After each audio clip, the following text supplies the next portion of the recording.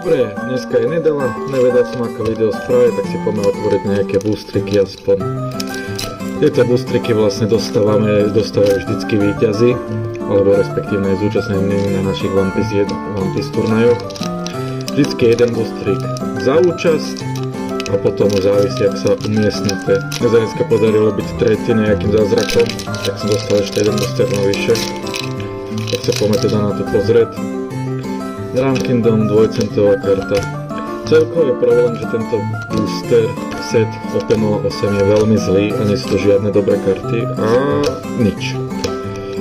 Ale proste tak pokiaľ by sme mali šťastie, tak v tomto sete vieme otvoriť mangu Rayleighho.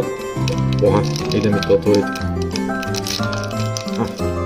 Mangu Rayleighho 300 €. Oproti ostatným mang je to dosť slabé, ale tak je to lepšie než nič.